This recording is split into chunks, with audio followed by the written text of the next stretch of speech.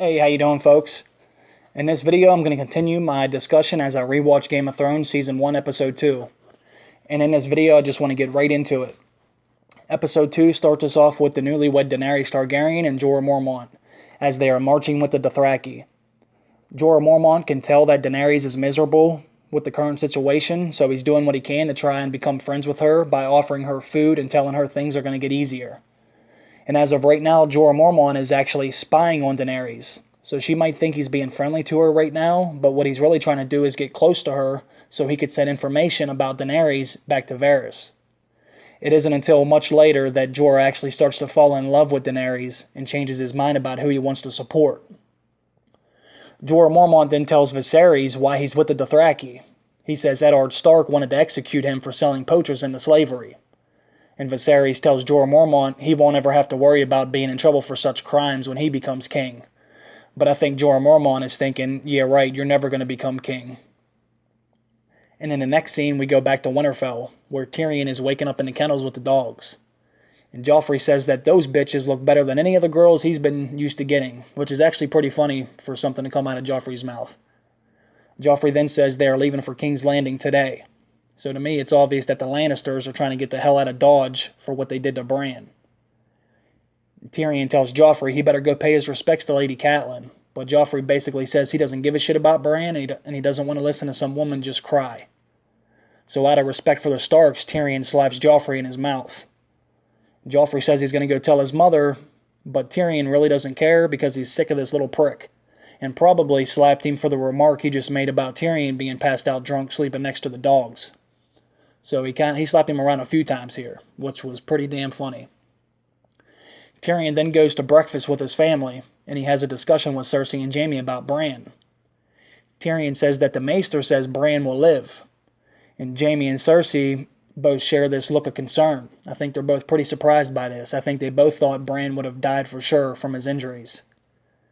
Cersei then gives Jaime that look of concern, which Tyrion notices. Tyrion also says he's going to go to the wall, which Jaime and Cersei both think is ridiculous.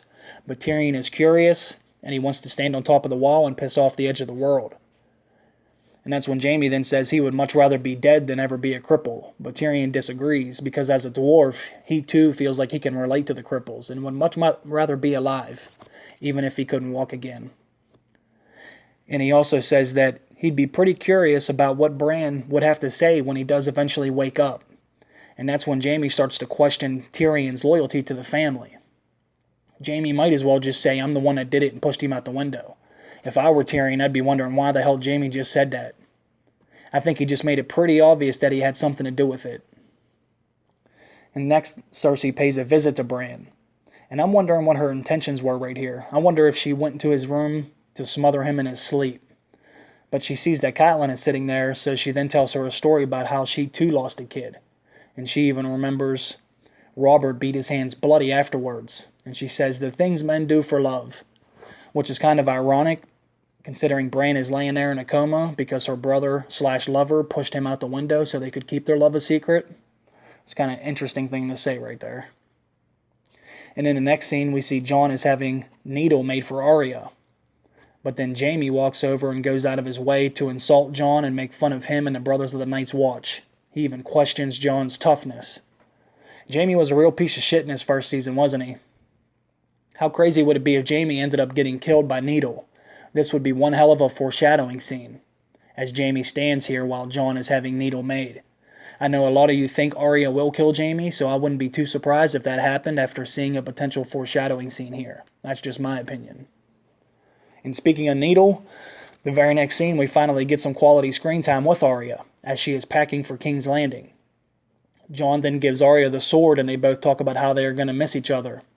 And now knowing what happens to both of these characters, this is a pretty emotional scene. And I personally can't wait to see these two finally have a big reunion together, God willing. And in the next scene, Jon pays a visit to Bran before he heads to the wall. And Lady Cat makes it clear that she doesn't want Jon there.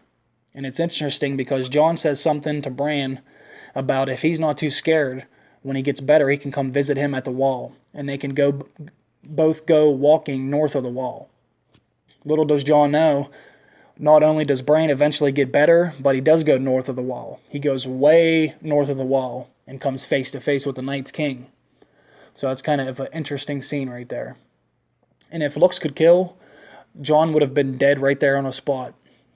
Catelyn is staring at him. She's pretty much burning a hole right through him with her eyes. It sucks that Jon has to continue to get treated like this. Ned even shows up in this scene and doesn't say shit. In my opinion, Ned should have either told Catelyn about the situation or at least put her in check and told her she's not going to continue to take it out on Jon. Jon didn't ask for this. Jon feels so alone he's willing to spend the rest of his life at the Wall just to get away from a place that he doesn't feel welcome in. But how funny would it be if Bran just snapped out of his coma right here and said, "Jon, Jon, I just had a dream and I saw you as a baby. Your mother is our Aunt Lyanna." Then Catelyn snapped her head towards Ned as he's standing there in the doorway, and she said, "What? You fucked your sister?" That'd be hilarious. I'm just messing around now. But it's finally mentioned in this scene by Catelyn that 17 years ago, Ned went off to war with Robert Baratheon, and that's when he came home with a son who is Jon Snow. So it must suck for Ned too to have to keep this a secret and always have his honor put into question because everyone believes he cheated on his wife and brought home this bastard child. It's kind of unfortunate for the both of them. And in this next scene, it's an emotional one too. It's when Robb and Jon say their goodbyes as Jon heads for the Wall. Can you imagine if Jon and Catelyn did get along? Jon probably wouldn't have left for the Wall. He may have stayed in Winterfell with Robb. And later when the War of the Five Kings began, Jon could have fought side by side with Robb on the battlefield. Do you know how amazing that would have been? I think they would have done some serious damage together. But unfortunately, it would be the last time Robb and Jon will ever see each other. Which leads right into another emotional scene, now knowing what happens in the future. Ned and Jon head their separate ways, both ways that will lead to their deaths. But before they say goodbye, Ned tells Jon next time they see each other, he will tell him about his mother. He promises Jon, just like he promised his mother to keep it a secret from Robert, which he has done for 17 years. And if you never read the books, watching this scene for the first time, you had to be wondering, like I did at first, like, why is this such a big secret? If Jon's mother is just some tavern wench you slept with during the war, then just tell him. I didn't really understand it at this point. But Jon has to continue his life without knowing, because once again, this would be the last time Jon would ever speak to another member of his family. So savor these moments, people. If you're rewatching this show too, they do not last long. And speaking of Jon, the next scene is with Ned and King Robert. They make a little pit stop off of the King's Road as they're traveling back to King's Landing. And as they are reminiscing about their wilder days, Robert asks Ned about the woman he slept with during the war, his bastard's mother. But Ned makes it clear he's not going to speak about her. And honestly, as good of friends as they are, I think if Robert ever found out about Jon's mother and he came after Jon, I absolutely believe Ned would kill Robert. Ned made a promise and he would have killed to keep that promise, even if it was the king who was his friend. That's what I believe. But Robert then reveals to Ned the information he has been receiving via Jorah Mormont. They learn that Daenerys has married a Dothraki horse lord. And Robert clearly sees Daenerys as a threat, but Ned just brushes it off as nothing. And Robert is actually surprised by Ned and him not caring. So he tries to fire Ned up by saying Daenerys' brother, Rhaegar, raped his sister. So you think Ned would get mad about that, right? But he doesn't. Ned clearly doesn't believe Rhaegar raped his sister. He knows the truth. He knows Lyanna didn't love Robert, but she actually loved Rhaegar. Ned definitely knows that. But he can't let anybody else know that. And Ned also knows that the Dothraki aren't crossing no damn sea. And even if they do, he will beat them back into the sea. So he's really not concerned about this letter. He's not worried about a little girl all the way across the ocean. And this next scene is one of my favorite scenes in the entire series. Jon and Tyrion are two of my favorite characters, so anytime they have a scene together, I absolutely love it. And I love the dialogue between the two. Even if they aren't really talking about anything, I just really enjoy their scenes together anyway. And here, Jon and Tyrion are now heading to the Wall together. And as they're sitting on the side of the road taking a break, that's when Jon's uncle Benjen brings in some rapers that are going to join the Black. And Tyrion says that most people are given a choice, either castration or the Wall. And most people choose castration. which lets you know just how bad life must be at the wall, which kind of disheartens Jon. I think Jon thinks he might have made a mistake, but he can't let anybody know he's thinking that right now. And this scene is where we get our first mention of Jaime being the Kingslayer, but they don't go into any details about why he killed the king or which king he actually killed. And Tyrion asks Jon about himself, and Jon defends his reason for joining the Night's Watch. Jon believes there is honor in protecting the realm from what lies beyond the wall. But Tyrion is quick to cut him off mid-sentence, and he says, "Oh yes, you're going to protect the realm from Grumpkins and Snarks and all the other monsters your wet nurse warned you about." And he tells Jon, "You're a smart boy, you don't really believe that nonsense, do you?" So as much book knowledge as Tyrion has, he even doesn't believe in the White Walkers. Not too many people do. Next we see Robb and Catelyn looking over Bran, and Robb notices a fire outside, which is clearly a distraction, hoping that it would get everyone out of the castle. That way the hit could be put on Bran, to ensure he never wakes up and talks about what he saw. Someone sent an assassin that isn't carrying just any normal blade. It looks fancy, way too fancy for this guy, and the steel was Valyrian. And Catelyn tried her best to fight off the attack, but she can't take down a man. But thankfully one of the direwolves sensed trouble and came in just in time, and ripped the would-be attacker to shreds. And next, in one of the next scenes, it's one of my favorite Game of Thrones moments. And that's when Jon, Tyrion, and Benjen arrive at the wall. Now this scene is only a few seconds long, but to me it's very effective. We finally get to see a wide shot of the wall, and this wall is massive.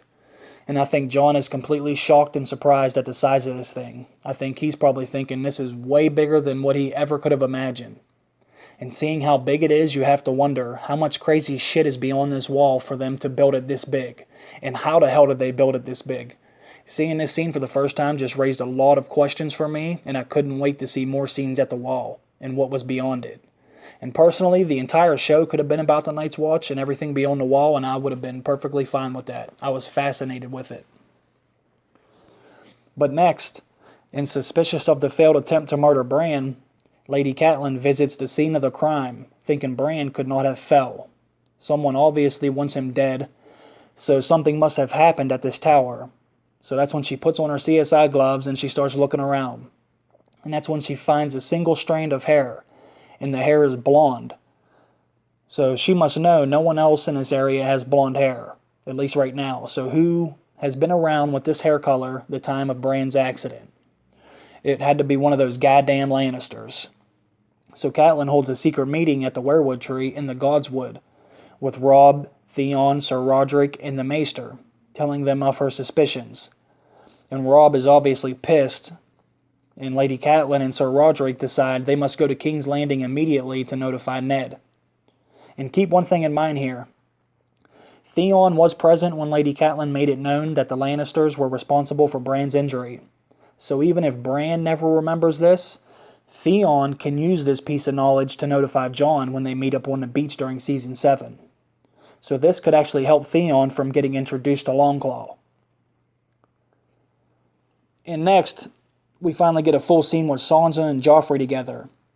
And honestly, at this time, Joffrey actually seems like he could be good to Sansa. But that moment is quickly ruined when we overhear Arya practicing her swords play with the butcher's boy. And Joffrey threatens him for no reason, really, and he cuts his face. But Arya, like she always is loyal to her friends, and she attacks Joffrey and forces him to hit her back. But once again, the Stark's direwolf comes in and saves the day, and teaches Joffrey that you can't mess with a Stark if they're around roaming freely. You are going to be attacked. And while Joffrey is lying there hurt from the bite wound, Arya makes Joffrey her little bitch and throws his sword into the river. And then we see Nymeria for the last time. Arya knows her direwolf is going to be put to death for attacking the king's son. And I can't believe Nymeria has been gone since episode 2. I didn't realize it was this early in the show, that Nymeria has been gone for 58 damn episodes. That's insane. I think it's time for them to bring the direwolves back into the show. Nymeria should make a triumphant return in Season 7. And of course, Joffrey ran back and snitched, and claims they all ganged up on him. And that's when they ask Sansa what happened. They need Sansa to confirm or deny Joffrey's story. And instead of sticking up for her family, she claims she doesn't even remember, which makes Arya look like the liar. So Cersei demands that they be punished and that the wolf be put to death. But out of respect for the Starks, Robert doesn't want to go to any extremes. But Cersei insists, so the wolf must be killed. But only they can't find Arya's wolf. Arya was smart and knew that this was going to happen. So she made Nymeria run off and hide. But Sansa's wolf lady is there, so it must be sacrificed in Nymeria's place. And Cersei wanted Sir Ilyn to kill the beast, but Ned says the wolf is of the north and it deserves better than a damn butcher. So Ned decides to do it himself. And when Ned goes outside, that's when he actually sees that the hound ran down and killed the butcher's boy. Presumably under orders from Joffrey and Cersei, but either way, he still did it. Which is how the hound ended up on Arya's list. And when Ned kills the direwolf, it awakens Bran. Probably because of a strong connection between the Starks and the wolves. And this is when the episode ends. So, tell me what you guys think about this episode. I thought it was pretty damn good. Season 1 might actually be my favorite season, and I can definitely tell by the tone that the show set during its first few episodes. I'd probably give this episode a 10 out of 10 as well, just like the first one. I might even love every single episode in the first season. I might give them all a 10, but I'll let you know that as I continue to watch them. So comment below, tell me what you guys think about this one. Did I miss any important clues in this episode? If I did, please comment below and let me know. Tell me your guys' thoughts on it. Tell me what you think about some of these scenes. What were your first impressions of some of this stuff? I appreciate you guys for listening, and I will see you guys next time. Bye. Hey, how you doing, folks? In this video, I'm going to continue my discussion as I rewatch Game of Thrones Season 1, Episode 2. And in this video, I just want to get right into it. Episode 2 starts us off with the newlywed Daenerys Targaryen and Jorah Mormont, as they are marching with the Dothraki. Jorah Mormont can tell that Daenerys is going to become king. And in the next scene, we go back to Winterfell, where Tyrion is waking up in the kennels with the dogs. And Joffrey says that those bitches look better than any of the girls he's been used to getting, which is actually pretty funny for something to come out of Joffrey's mouth. Joffrey then says they are leaving for King's Landing today. So to me, it's obvious that the Lannisters are trying to get the hell out of Dodge for what's miserable with the current situation, so he's doing what he can to try and become friends with her by offering her food and telling her things are going to get easier. And as of right now, Jorah Mormont is actually spying on Daenerys. So she might think he's being friendly to her right now, but what he's really trying to do is get close to her so he could send information about Daenerys back to Varys. It isn't until much later that Jorah actually starts to fall in love with Daenerys and changes his mind about who he wants to support. Jorah Mormont then tells Viserys why he's with the Dothraki. He says Eddard Stark wanted to execute him for selling poachers into slavery. And Viserys tells Jorah Mormont he won't ever have to worry about being in trouble for such crimes when he becomes king. But I think Jorah Mormont is thinking, yeah, right, you're never they did to Bran. Tyrion tells Joffrey he better go pay his respects to Lady Catelyn. But Joffrey basically says he doesn't give a shit about Bran and he doesn't want to listen to some woman just cry. So out of respect for the Starks, Tyrion slaps Joffrey in his mouth. Joffrey says he's going to go tell his mother, but Tyrion really doesn't care because he's sick of this little prick. And probably slaps